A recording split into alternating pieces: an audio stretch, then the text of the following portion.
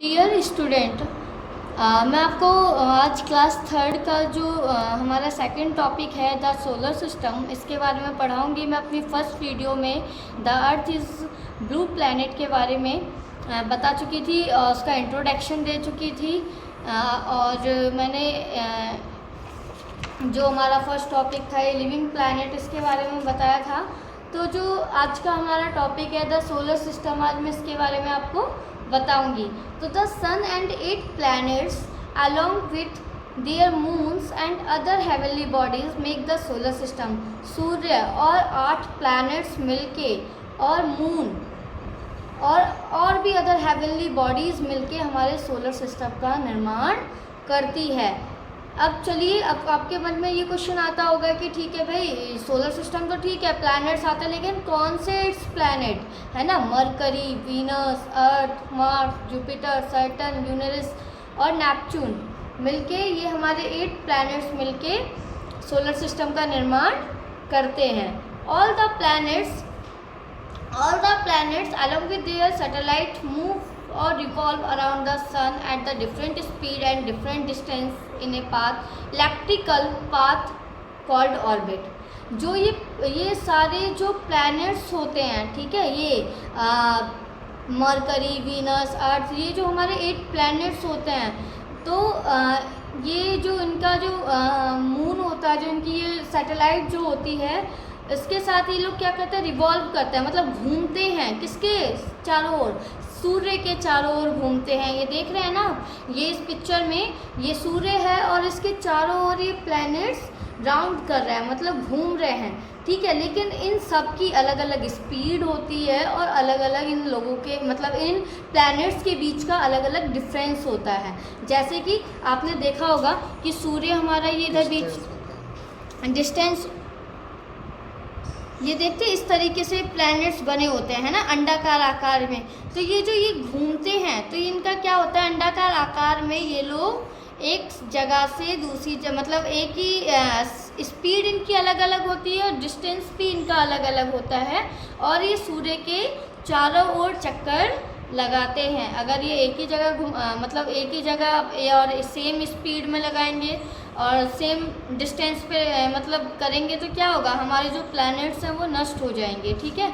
और electrical path called orbits, और जो ये इलेक्ट्रिकल पाथ पे जो ये घूमते हैं, अंडाकार जो उस पर घूमते हैं ये लोग चक्कर, एक फिक्स पाथ पे चक्कर लगाते हैं, जिसको हम लोग ऑर्बिट या फिर कक्ष कहते हैं। They also rotate on their axis.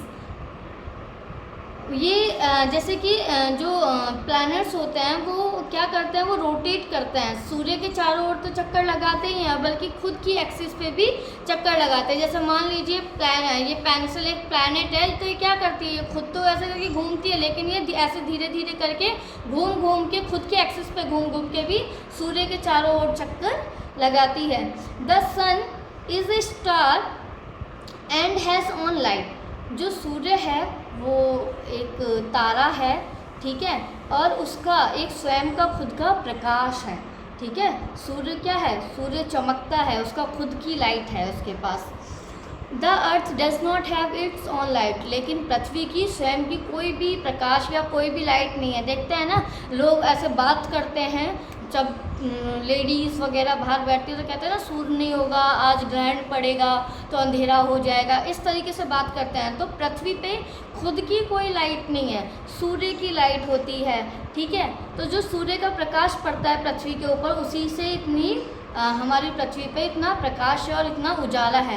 It gets light and heat from the sun. जो हमारी पृथ्वी पे जो हमें लाइट मिलती है, जो उजाला मिलता है, जो हमें गर्माहट फील होती है, वो सिर्फ सूर्य के कारण ही होती है।